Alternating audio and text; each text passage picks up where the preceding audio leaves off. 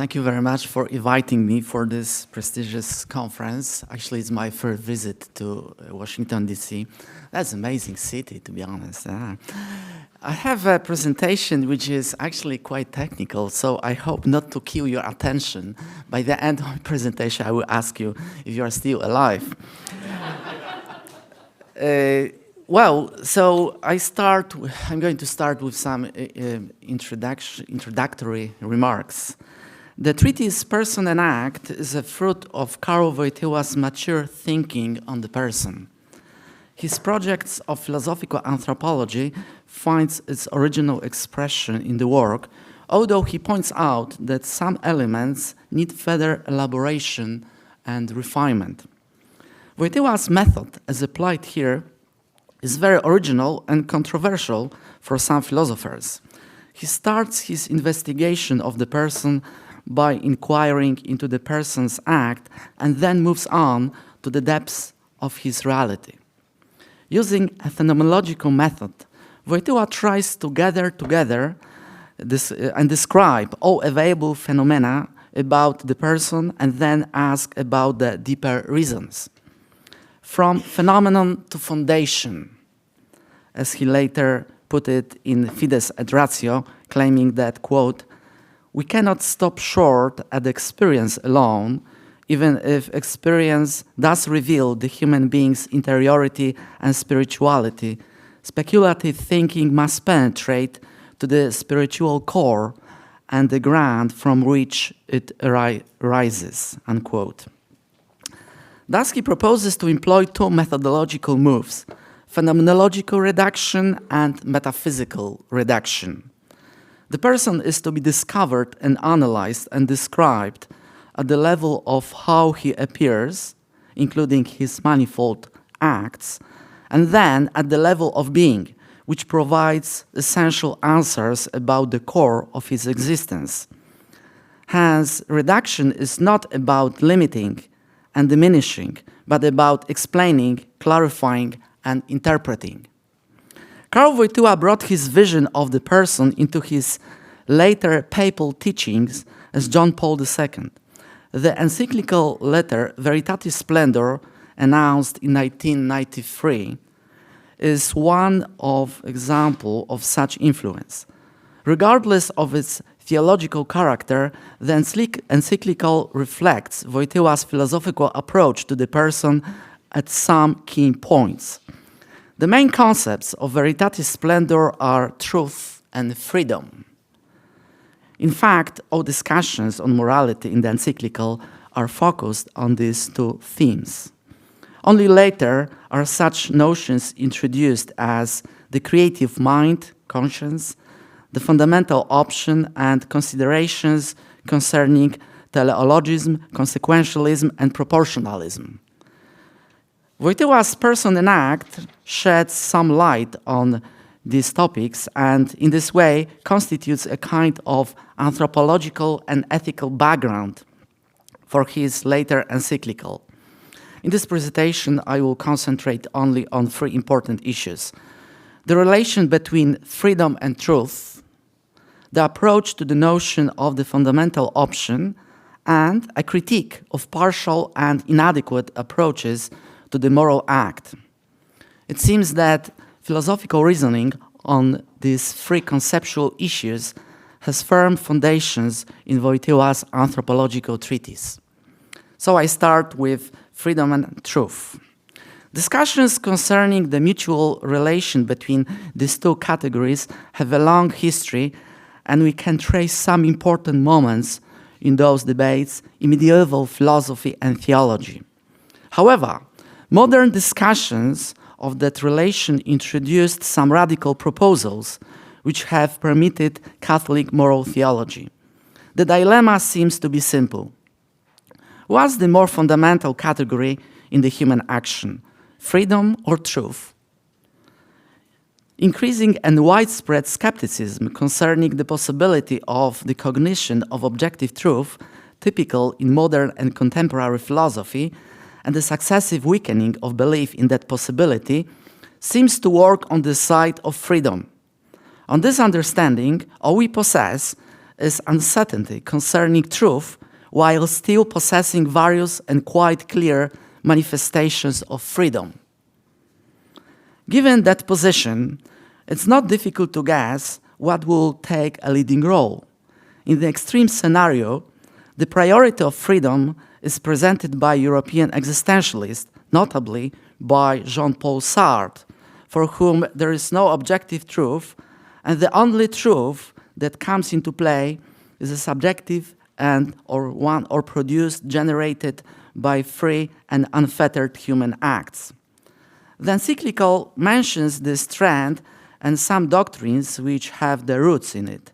For example, at the number 35, it is put this way, quote, "These doctrines would grant to individuals or social groups the right to determine what's good or evil.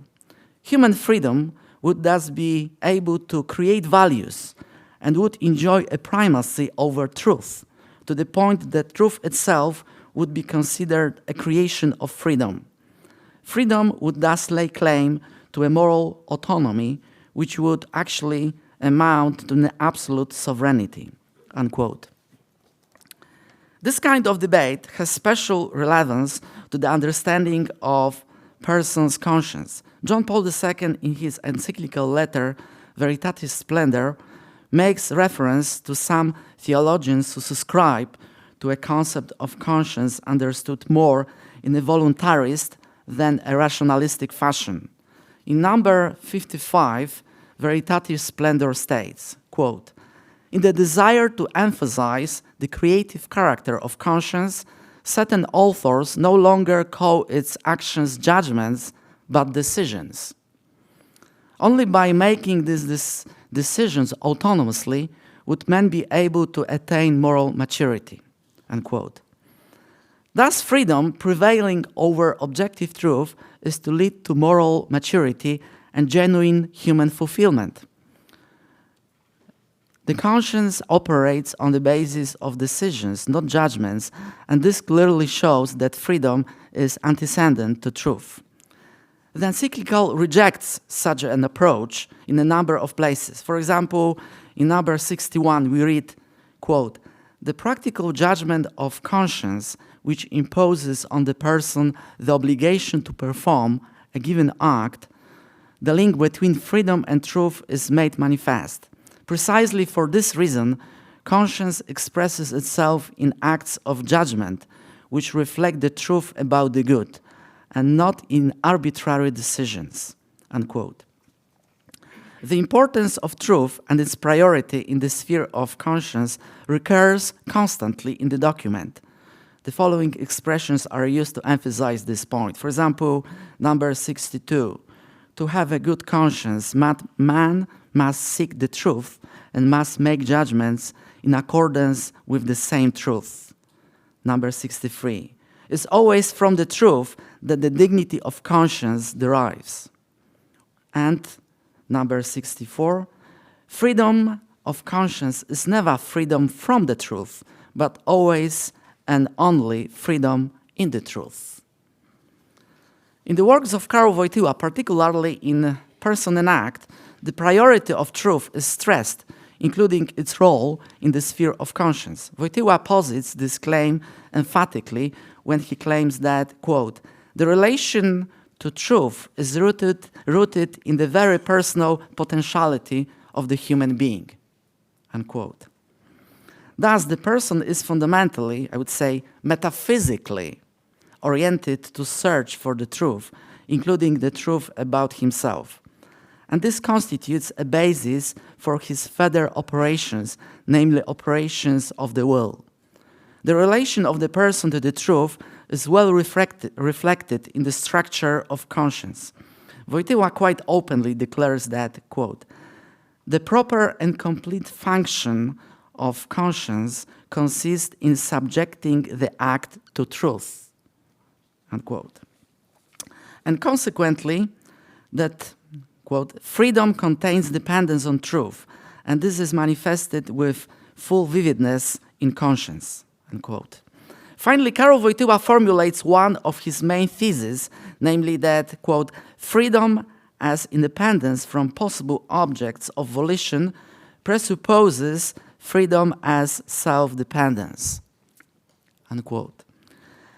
And that self-dependence is a dependence on the truth discovered by the person, the truth about values, and particularly about the value of the person himself. Now I'm turning to fundamental option. The concept of the fundamental option is very much a fruit of the 20th century philosophical and theological thought. In the encyclical, there is no direct mention of contemporary authors adhering to this notion, although the development of the post-conciliar Catholic moral theology, particularly in German-speaking countries, has many references to this concept. The relation between the person and her acts may be considered on various levels, including a very fundamental one. Then it may take the form of fundamental option. As John Paul II in Veritatis Spendor says of proponents of this project, quote, "They speak of a fundamental freedom deeper than and different from freedom of choice, which needs to be considered if human actions are to be correctly understood and evaluated. According to these authors, the key role in the moral life is to be attributed to a fundamental option brought about by the fundamental freedom, whereby the person makes an overall self-determination, not through a specific and conscious decisions on the level of the reflection, but in a transcendental and athematic way." Unquote. This is presented as a nuanced view of human freedom, where transcendental freedom is distinguished from categorical freedom, the former determining the person on a deeper level and depending less on his vulnerable nature and changing circumstances. Understandably, the relation between such an option and particular acts will be less than strict. As Veritatis Spendor puts it, quote, "Particular acts which flow from this option would constitute only partial and never definitive attempts to give its expression. They would only be its signs or symptoms," unquote. In other words, the manner of self-determination taking place on the level of the fundamental option cannot be fully translated into a set of particular acts. Moreover, acts of this or that kind cannot substantially influence and change the fundamental option. Thus, the person lives as if in two spheres of freedom. Consequently, this fission brings with it some serious consequences in the moral realm. But the more fundamental question is about the concept of the person itself. The encyclical offers some critical remarks against the fundamental option project. At number 67, we read that, quote, "To separate the fundamental option from concrete kinds of behavior means to contradict the substantial integrity or personal unity of the moral agent in his body and in his soul. And also, judgments about morality cannot be made without taking into consideration whether or not the deliberate choice of a specific kind of behavior is in conformity with the dignity and integral vocation of the human person," unquote. The philosophical project of the fundamental option assumes that the person is divided into two metaphysical spheres, say, inner man and outer man. Correspondingly, there are two kinds of freedom, one belonging to the inner man, finding its expression in athematic and general choice, and one belonging to the outer man, associated with categorical particular acts. It goes without saying that the former is construed as a type of pure freedom. The latter, in turn, is marked by and burdened with human weaknesses and limits set by external circumstances. For our purpose, we shall call it conditioned freedom. Such an anthropological vision is rooted in a post-Cartesian and post-Kantian philosophy that's rather alien to Catholic anthropology. Anthropological dualism is not a part of Catholic tradition, and this is also true for Karol Wojtyła, who in his philosophical writings subscribed to a different vision, which is characterized by substantial integrity and personal unity. Consequently, Person and Act offers a rationale for the papal thesis. Karol Wojtyła was fully aware that the human person is a very complex reality and is marked by a kind of duality. However, he was far from subscribing to Cartesian dualism. His metaphysical interpretation of human complexity resulted in a vision of the person as a substantial subject of existence and action, suppositum, as well as a personal subject. One is not opposed to the other, but strictly associated with it. The personal subject is in a sense rooted in suppositum, and the latter reveals its potentiality through the former. In his essay, The Person, Subject and Community, Wojtyła puts it clearly. The suppositum, quote, the suppositum humanum must somehow manifest itself as a human self. Metaphysical subjectivity must manifest itself as personal subjectivity, unquote. Another approach employed by Wojtyła to prove personal unity in its multiplicity is achieved by distinguishing in the person two indispensable and interwoven spheres, interiority and exteriority. The person is at the same time his interiority and exteriority. One cannot exist without the other. For example, exteriority always fuels interiority with various data and values, and the latter is manifested only through the former, namely through exteriority. Correspondingly, acts of freedom never concern one of the spheres of human life only. They stem from the whole personal complex, and their consequences influence the whole of personal reality. Particular decisions are inserted within broader and more general decisions, and in a sense stem from them.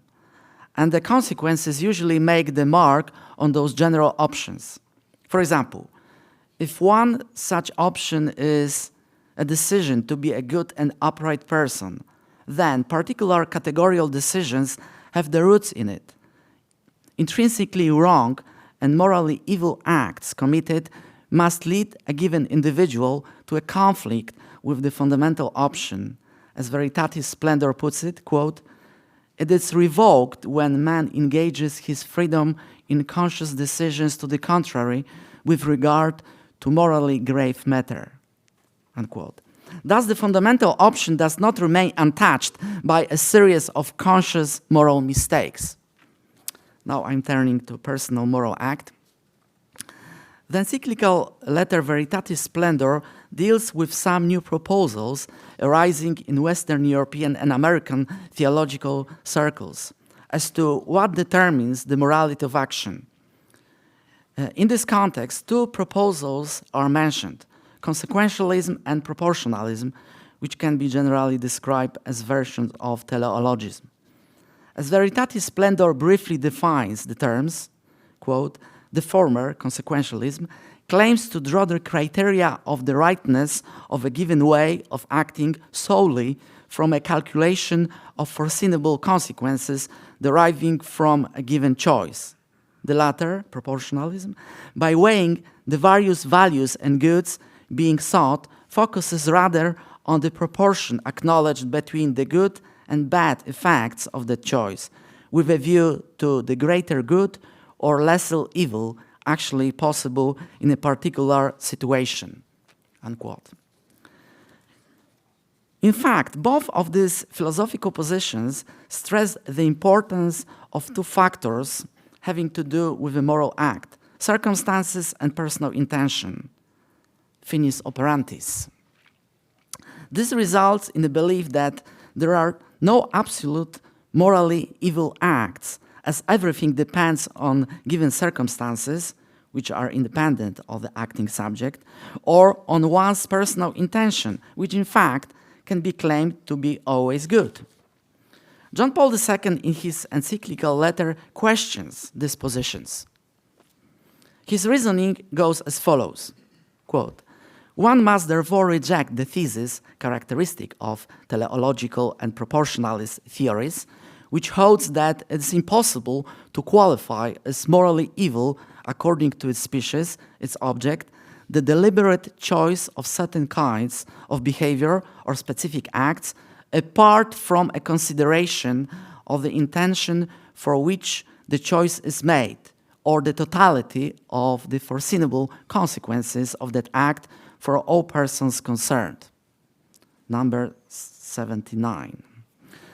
The Pope points out that without the object of the human act possessing its own intrinsic end, finis operis, there is no possibility to formulate a just moral judgment. The object of the human act and its end is independent of motivating intentions, and in fact, the person discovers it in the world around him and particularly in himself. It's very much associated with the truth, which human person constantly tends to and reveals, even if partially. The object of the human act should be ordered to the ultimate good, which is God. But from the finite perspective, they should serve the person in his complexity and richness for his own sake. In the personalistic view of the encyclical, these objects are understood as, quote, as an ordered complex of personal goods which serve the good of the person, the good which is the person himself and his perfection, unquote. If they are not personal goods, it is because they are intrinsically evil, and no good intention or circumstances can change the moral value. Hence, the discernment of the moral object and its inner end is crucial in the moral life.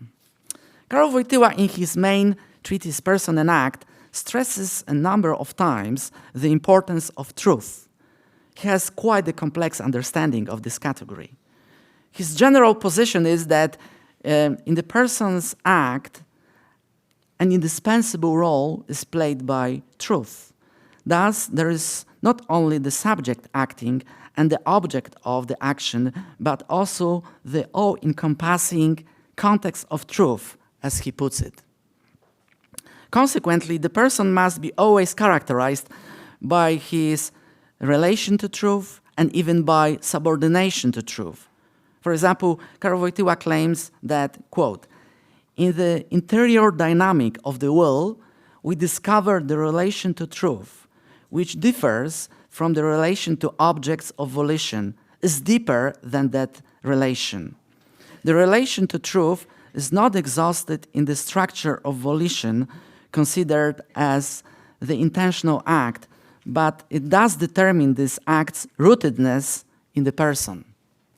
Unquote. In a sense, our relation to all objects is determined by truth, is a permanent orientation of the person towards truth. Consequently, we can repeat after Robert Sokołowski, known very well in this environment, that the person is the agent of truth. Being conditioned by truth has a special relevance for the human person in the sphere of morality. Wojtyła claims that, quote, "The moment of truth is essential in the lived experience of value. This is the truth about this or that object as this or that good," unquote. Thus, the object of the personal act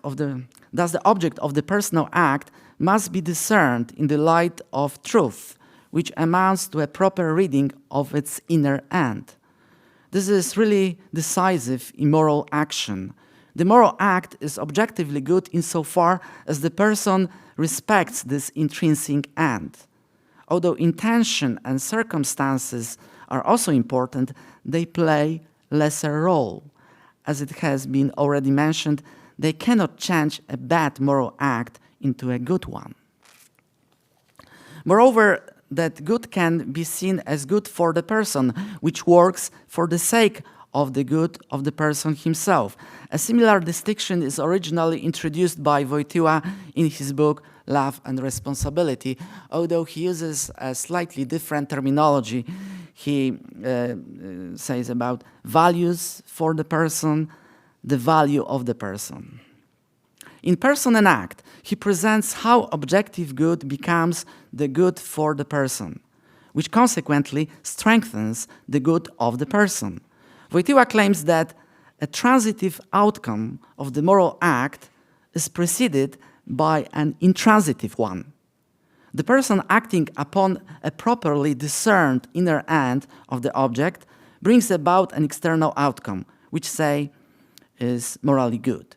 But the transitive effect causes some important changes in the person. First, through his act, the person actualizes his potentiality. He's becoming more himself than he was. It is an ontological becoming. Second, acting along a properly discerned intrinsic end of the object builds him up as if from inside and makes him morally good or evil.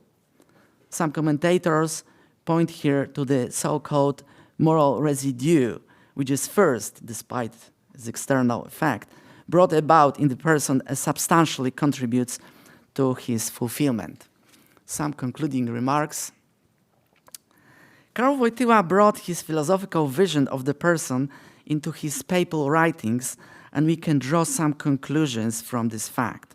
First, Wojtyła's anthropological and ethical theses are present in the background of Veritatis Spendor. This presence is not accidental to the nature of the encyclical, but substantial. These theses constitute the philosophical core of this document and lend support to further theological investigations. Second, the philosophical claims of Wojtyła are clearly associated with the Thomistic school of thought. It seems that is St. Thomas for today, read with some help from modern and contemporary insights, notably from phenomenology and personalism. Maybe that's the reason why a good number of transcendental philosophers and theologians are opposed to this encyclical. They are basically Kantians. Finally, investigations tracing Karol Wojtyła's philosophical ideas and theses in his papal documents can be fruitful. They may show us more and more how fides and ratio, reason and faith, strengthen each other and work for the sake of each other. Thank you. So I hope that you are still alive.